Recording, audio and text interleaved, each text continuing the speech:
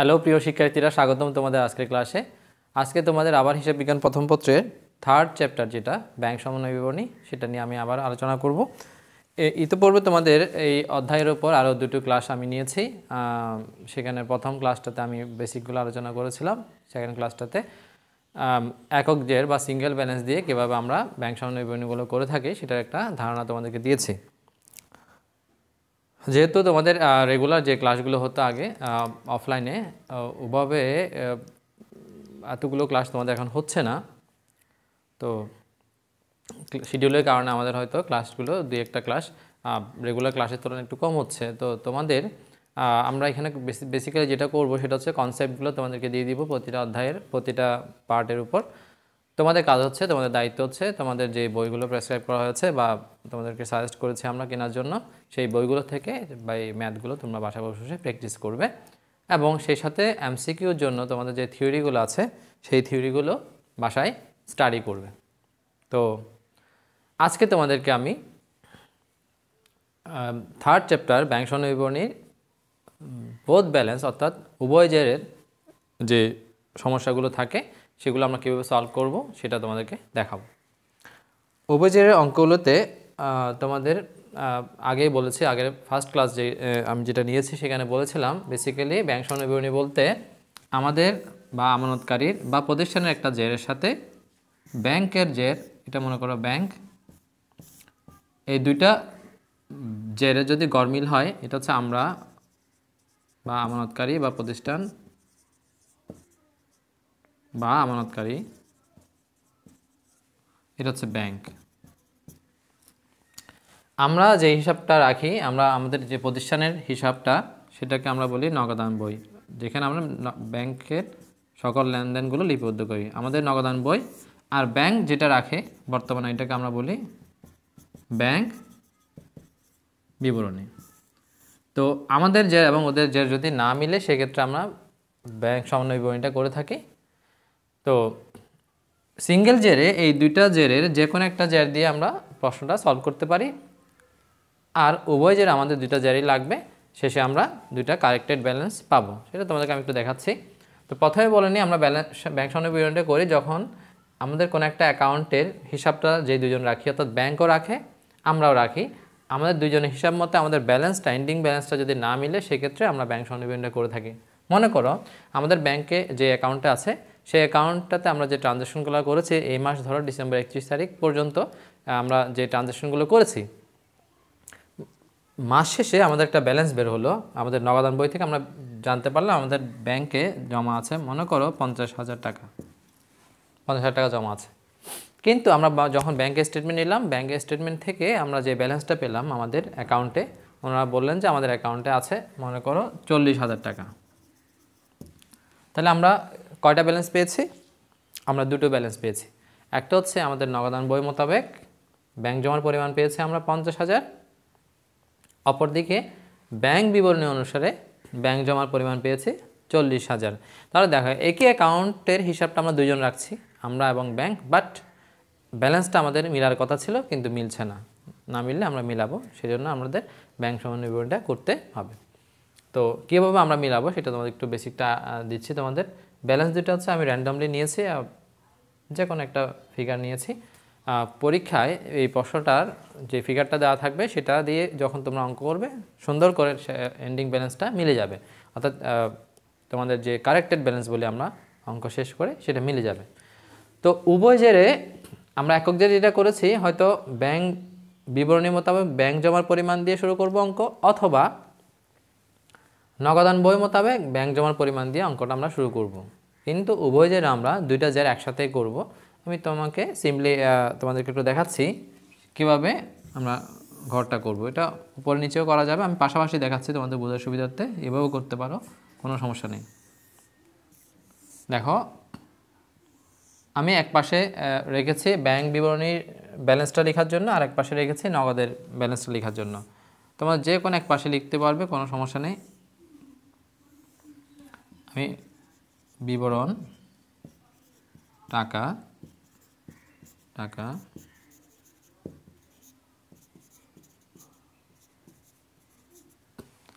আমি আগে করেছিলাম যেটা, সেটা হচ্ছে একটা ব্যালেন্স দিয়ে অঙ্ক করেছি, শুধু বিবরণটা কাটা দিয়ে, যে কোনো একটা ব্যালেন্স প্রশ্নে যেটা দেওয়া থাকবে সেটা দিয়ে। কোথায়? সিঙ্গেল ব্যালেন্স যখন আমি করেছি। কেমন? আচ্ছা, এখন আমি করব বোথ ব্যালেন্স। আমাকে দুইটা ব্যালেন্স নিয়ে একসাথে করতে হবে। আমরা দুটো স্পেস রেখেছি দুটার জন্য, একটা হচ্ছে আমাদের নগদান বইয়ের ব্যালেন্সের জন্য, আরেকটা হচ্ছে ব্যাংক বিবরণী ব্যালেন্সের জন্য। তো আমরা এখানে লিখব প্রথমে নগদান বই অনুসারে ব্যাংক জমা কত টাকা? 50,000 টাকা। আর ব্যাংক বিবরণী মোতাবেক ব্যাংক জমা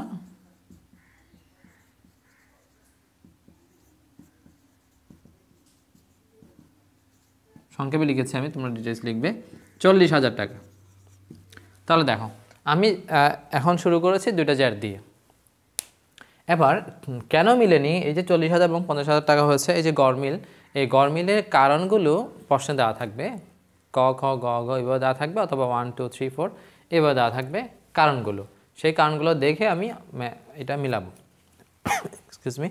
তো আমরা কীভাবে মেলাবো? দেখো প্রশ্নে আমি সম্ভাব্য কয়েকটা যেই নর্মালি যে সমস্যাগুলোর কারণে মিলে না এই ধরনের কিছু প্রবলেম আমি দিচ্ছি, সেটার উপর বেস করে আমরা সলভটা করব। তোমাদের বইয়ে এই সমস্যাগুলোই তোমরা পাবে, এর বাইরে খুব একটা থাকবে না। তো কীভাবে হতে পারে একটু দেখো। না মিলার কয়েকটা কারণ তোমাদেরকে বলি।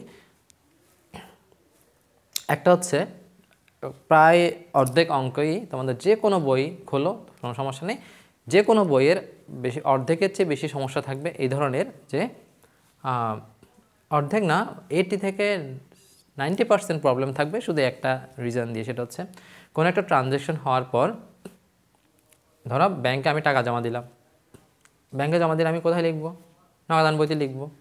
ধরো নগদান বইতে আমি লিখেছি, কিন্তু দেখা যাচ্ছে ব্যাংকে সেই টাকাটা জমা হয়নি, তাহলে আমি লিখেছি কিন্তু ব্যাংক লিখিনি, মিলবে না। অর্থাৎ মেন সমস্যাটা থাকে কি, বেশিরভাগ সমস্যাগুলো হচ্ছে কোনো একটা লেনদেন কোনো একটা বইতে লেখা হয়েছে আর একটা বইতে লেখা হয়নি। অথবা এমন হতে পারে, খুব সিম্পল, একটু ঠান্ডা মাথায় চিন্তা করো, কঠিন কিছুই না। কোনো একটা লেনদেন ব্যাংক লিখেছে, যেমন ব্যাংকে একজন দেনাদার, আমার একজন দেনাদার এখানে 10,000 টাকা জমা দিয়েছে ব্যাংকে গিয়ে, অথবা ব্যাংক দেনাদারের কাছ থেকে আদায় করেছে 10,000 টাকা। স্বাভাবিক আমার অ্যাকাউন্ট ব্যাংকে ব্যালেন্সটা বেড়ে যাবে। ব্যাংক লিখেছে, ব্যাংক ঠিকই লিখেছে 10,000 টাকা বেড়েছে, বা 10,000 টাকা আমার অ্যাকাউন্টে যোগ করেছে, কিন্তু আমরা নগদান বইতে এটা টোটাল লিখি নাই, তাহলে আমাদের ব্যালেন্সটা মিলবে না। তাহলে এই সমস্যাটা এই ধরনের থাকে, হয়তো ব্যাংক কোনো একটা ট্রানজ্যাকশন লিখেছে কিন্তু নগদান বইতে লেখা হয়নি, অথবা নগদান বইতে আমরা লিখেছি ব্যাংক লিখেনি। এই একটা কারণ থেকে তোমার 8 থেকে 90% প্রবলেম থাকবে। আবার সেকেন্ড যেটা সমস্যা থাকে সেটা হচ্ছে কেউ একজন লিখেছে কিন্তু ভুল লিখেছে। ভুল লেখার অর্থ হচ্ছে আমি 5,000 টাকা জমা দিয়েছি, লিখেছি 50,000 টাকা, বেশি লিখেছি। অথবা হতে পারে কম লিখেছি, 500 টাকা লিখেছি। কম লিখলে অথবা বেশি লিখলে সেই ভুলটা আমাদের বইতেও হতে পারে, ব্যাংকের বইতেও হতে পারে। এই দুইটা সমস্যাই তোমার থাকবে যে কোনো প্রবলেম, যে কোনো অঙ্ক যখন তোমরা নিবে এই অধ্যায় থেকে, তোমরা দেখবে বেসিক্যালি এই দুই ধরনের সমস্যা থাকে। এক, আমি আবার বলছি, কোনো একটা লেনদেন একটা হিসাব বইতে, কোনো একটা হিসাব বইতে লেখা হয়েছে, অন্য একটা বইতে লেখা হয়নি, সেটা নগদান বইতে হতে পারে, ব্যাংকে হতে পারে। এক। দুই, লিখেছে কিন্তু ভুল হয়েছে। এই দুইটা, অর্থাৎ ভুল করে লিখেছে, দুই ধরনের। তো আমরা কীভাবে সলভ করবো? সে সলভ করার জন্য আমি দুইটা কথা বলবো, শুধু এটা দুইটা মনে রাখবে। এক, যে বইতে লেখা হয়নি কোনো একটা ট্রানজ্যাকশন, সেই বইতে লিখতে হবে। মনে করো ব্যাংকে জমা হয়েছে 5,000 টাকা। কত টাকা জমা হয়েছে ব্যাংকে? 5,000 টাকা। ব্যাংক লিপিবদ্ধ করেছে কিন্তু নগদান বইতে লেখা হয়নি, খেয়াল করো। তাহলে এই লেনদেনটা 5,000 টাকা যে জমা হয়েছে ব্যাংকে বা যোগ হয়েছে ধরে নিলাম, তো সেই 5,000 টাকাটা ব্যাংক বিবরণীতে লেখা হয়েছে। তাহলে কে লিখেনি? নগদান বইতে লেখা হয়নি। পরীক্ষায় দুইভাবে বলা দেওয়া থাকতে পারে। তো বেশিরভাগ ক্ষেত্রে বলা থাকে 5,000 টাকা ব্যাংকে জমা দেওয়া হয়েছে কিন্তু নগদান বইতে লেখা হয়নি। তাহলে কোথায় লিখবো আমরা এখন? নগদান বইতে। নগদান বইয়ের যে ব্যালেন্সটা আমাদের দেওয়া থাকবে সেখানে আমরা লিখব। তার মানে আমরা যেই বইতে লেখা হবে না সেই বইতে লিখলে আমাদের ব্যালেন্সটা মিলে যাবে। তাহলে মনে করো পরীক্ষায় প্রথম সমস্যাটা দেওয়া হলো এভাবে, যে 5,000 টাকা চেক জমা দেওয়া হলো, চেক জমা যা নগদানভুক্ত হয়নি বা নগদান বইতে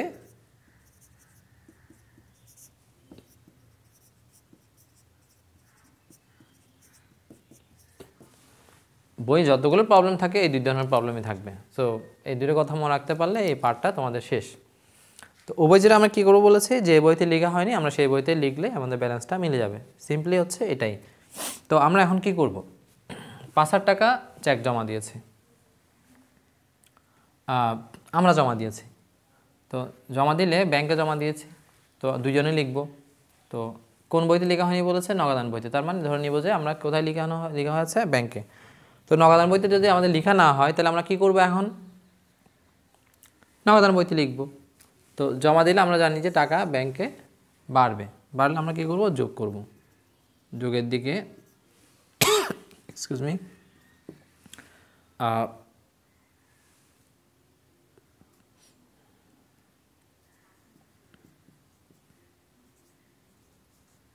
ব্যাংক জমা যা, আমি এই লাইনটাকে যত সংক্ষেপে লিখতে পারি, ব্যাংক জমা যা নগদান বইতে লেখা হয়নি, বা আমি সংক্ষেপে লিখলাম নগদানভুক্ত হয়নি, কত টাকা, 5,000 টাকা। এরপর তোমরা যতগুলো প্রবলেম দেখতে পাবে সবগুলো হচ্ছে এই ধরনেরই, বেশিরভাগ এই ধরনেরই। তো আমি আরেকটা বলছি, মনে করো ব্যাংক আমার কাছ থেকে চার্জ করেছে আমার অ্যাকাউন্ট থেকে 50 টাকা। ব্যাংক চার্জ যেটাকে আমরা বলি, ব্যাংক 50 টাকা আমাকে চার্জ করেছে, অর্থাৎ আমার কাছ থেকে কেটে নিয়েছে। তো কে কেটে নিয়েছে, ব্যাংক। তো আমরা ধরে নিব, কিছু না বললো, ব্যাংক যেহেতু চার্জ করেছে, ব্যাংক লিপিবদ্ধ করেছে, কোন বইতে লেখা হয়নি, নগদান বইতে। প্রায় সময় তোমাদের দেখবে পরীক্ষায় প্রশ্নে দেওয়া থাকবে যে 5,000 টাকা ব্যাংকে জমা দেওয়া হয়েছে যা নগদান বইতে লেখা হয়নি। এরপর বলা থাকবে ব্যাংক চার্জ 50 টাকা যা নগদান বইতে লেখা হয়নি, এভাবে বলে দেওয়া থাকবে। তো ব্যাংক চার্জ করেছে 50 টাকা, যেটা নগদান বইতে লেখা হয়নি। তো আমরা এখন লিখব, খুব সিম্পল, কোন বইতে লিখব, ব্যাংক বিবরণীতে লিখব না নগদান বইতে লিখব। উভয় জেরের ক্ষেত্রে এটা খেয়াল রাখতে হবে, যে বইতে লেখা হয়নি আমরা সেই বইতে লিখব। তাহলে ব্যাংক যদি চার্জ করে থাকে আমার অ্যাকাউন্টে টাকা বাড়বে কি না কমবে, ভেরি গুড, অবশ্যই কমে যাবে। আমরা লিখব বিয়োগের দিকে, 1 নাম্বার দিয়ে লিখব ব্যাংক চার্জ কত টাকা, আমরা ধরে নিলাম 50 টাকা। 50 টাকা আমরা জাস্ট এজিউম করে নিলাম। ব্যাংক চার্জ কত টাকা, 50 টাকা। তো ব্যাংক চার্জটা আমরা ব্যাংকে লেখা হয়েছিল কিন্তু নগদান বইতে লেখা হয়নি, যার ফলে দেখা যাচ্ছে দুইটা ব্যালেন্স আমাদের মিলেনি। ওরা মাইনাস করে রেখেছে টাকাটা, অথচ আমরা মাইনাস করেই নাই নগদান বইতে। এখন আমরা মাইনাস করলাম, এখন আমাদের ব্যালেন্সটা মিলে যাবে। তো এরকম অনেক আছে, যেমন মনে করো আমি তোমাদের কয়েকটা জিজ্ঞেস করে দেখি তোমরা বলতে পারো কি না। গ্যাস করবে, বোঝার চেষ্টা করবে, মনে মনে অ্যান্সারটা দিবে। কেমন, মনে করো ব্যাংক দাদার নিকট থেকে 500 টাকা আদায় করেছে। কত টাকা আদায় করেছে, 500 টাকা দাদার নিকট থেকে আদায় করেছে ব্যাংক। এরপর বলা হলো যেটা নগদান বইতে লেখা হয়নি। তাহলে আমি কোথায় লিখবো এখন, নগদান বইতে, শিওর, ভেরি গুড। তো আমরা লিখবো নগদান বইতে। কী লিখবো, যোগের দিকে লিখবো নাকি বিয়োগের দিকে লিখবো, যোগ লিখবো না বিয়োগ লিখবো। যেহেতু ব্যাংক দাদার কাছ থেকে আদায় করেছে, আমার ব্যাংক অ্যাকাউন্ট বেড়ে যাবে।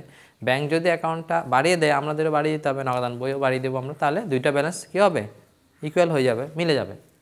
তাহলে দেখো আমরা কী করবো, এখানে 2 নাম্বার দিয়ে লিখবো দাদার নিকট হতে আদায়। আচ্ছা, আর যদি বলি ব্যাংক বিনিয়োগের সুদ আদায় করেছে। দেখো আমি তোমাদের বইয়ে যত রকম প্রবলেম আছে একটু একটু বলে দিচ্ছি। ব্যাংক বিনিয়োগের সুদ আদায় করেছে যা আমরা নগদান বইতে লিখি নাই। তাহলে কি, ব্যাংক আদায় করেছে বিনিয়োগের সুদ, তাহলে আমাদের অ্যাকাউন্টে টাকা বাড়বে নাকি কমবে, আদায় করলে বাড়বে। তাহলে ব্যাংক বাড়িয়েছে, যেটা আমরা নগদান বইতে লেখা হয়নি। তাহলে দেখো মিলছে না, আমরা কিছুই লিখি নাই, বাড়াইনি, মিলছে না।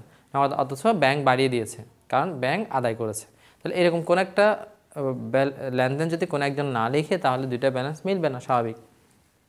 তো বিনিয়োগের সুদ আদায় করেছে 100 টাকা, মনে করো ব্যাংক বিনিয়োগ সুদ আদায় করেছে, তার মানে ব্যাংক লিখেছে কোন বইতে লেখা হয়নি, নগদান বইতে। আমরা এখন কী করব, নগদান বইতে লিখবো, যোগ করবো না বিয়োগ করবো, ব্যাংক বাড়িয়েছে আমরা বাড়িয়ে দেবো, যোগ করবো, সিম্পল।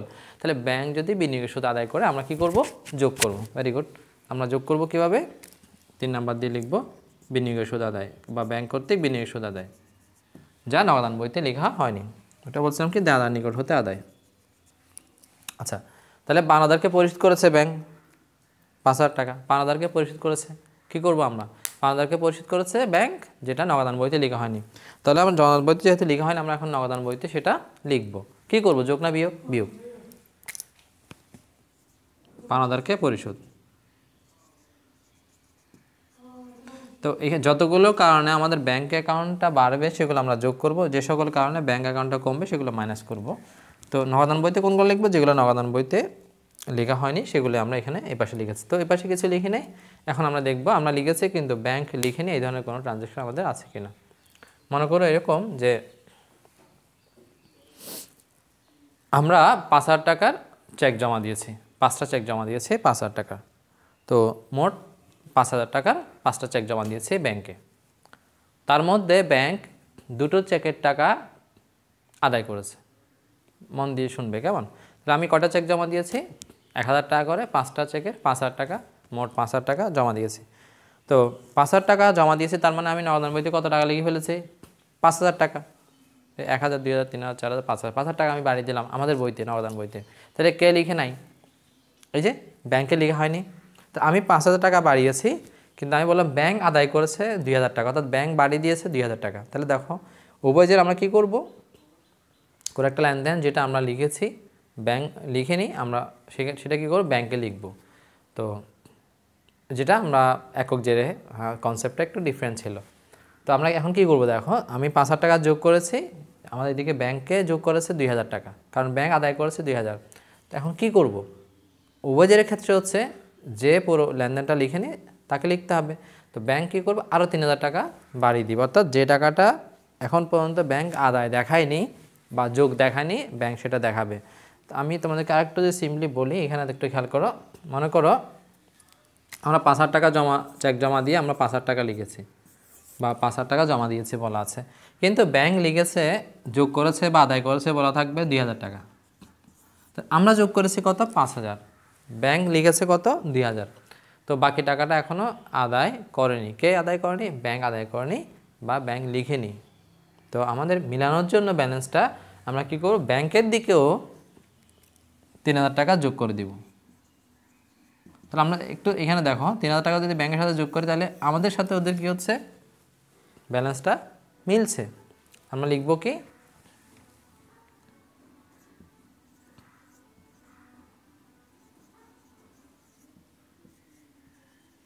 অনাদায়ী চেক। এটা আমরা লিখব কি, অনাদায়ী চেক, অথবা পুরোটা লিখতে পারে যে জমা দেওয়া হয়েছে কিন্তু ব্যাংক বিবরণীতে দেখানো হয়নি, কেমন, বা লেখা হয়নি। কত টাকা? 3,000 টাকা। তাহলে আমরা 5,000 টাকা জমা দিয়েছিলাম, ব্যাংক 2,000 টাকা আদায় করেছে বা 2,000 টাকা লিখেছে, বাকি 3,000 টাকা ব্যাংক এখন লিখবে। তো যে লেনদেনটা লিখবে না তাকে সেটা লিখতে হবে, দুইটা ব্যালেন্স তখন মিলে যাবে। এটা হচ্ছে বোথ ব্যালেন্স মিলানোর নিয়ম। আচ্ছা, অথবা এমন হতে পারে আমি একটা চেক ইস্যু করেছি, মনে করো 1,000 টাকার একটা চেক ইস্যু করেছি। ইস্যু মানে হচ্ছে আমি কাউকে দিয়েছি, হ্যাঁ, আমার পাওনাদার যে আমার কাছ থেকে টাকা আমি ক্যাশ না দিয়ে কী করলাম, তাকে আমি 1,000 টাকার একটা চেক দিয়েছি, ইস্যু করেছি। ইস্যু করলে নর্মালি যেহেতু আমি ইস্যু করেছি, আমরা নগদান বইতে কী করে দেবো, এটা মাইনাস করে দেবো, কারণ পাওনাদারকে চেক দিলে আমার অ্যাকাউন্ট থেকে টাকা কমে যাবে। তো ইস্যু করেছি, কিন্তু ব্যাংক ওই চেকটা এখন পর্যন্ত পরিশোধ করেনি বা ব্যাংক চেকটা এখন পর্যন্ত মাইনাস করেনি। তো আমরা এখন কি করব দেখো, তো যেহেতু ব্যাংক লিখেনি, ব্যাংক মাইনাস করেনি, ব্যাংককে মাইনাস করে দিব। অর্থাৎ আমি একটা ট্রানজ্যাকশন লিখেছি, যোগ বা বিয়োগ করেছি, সেটা ব্যাংক লিখেনি। যদি না লিখে থাকে তাহলে এখন ব্যাংক লিখবে। আর এখানে যেগুলো করেছি এগুলো হচ্ছে ব্যাংক লিখেছিল আগে, আমি লিখি নাই নগদান বইতে, তাই আমি এখানে লিখেছি। আর এখনও বলছে কি, আমি একটা ট্রানজ্যাকশন লিখেছি যেটাকে লিখে নাই, ব্যাংক লিখে নাই, তো ব্যাংক সেটা এখন লিখবে। তাহলে আমি একটা চেক ইস্যু করেছি 1,000 টাকা, যেটা ব্যাংক লিখেনি, তাহলে এখন ব্যাংক লিখবে। ইস্যু করলে টাকা কমে যায়, তাহলে বিয়োগ করব অনুপস্থাপিত চেক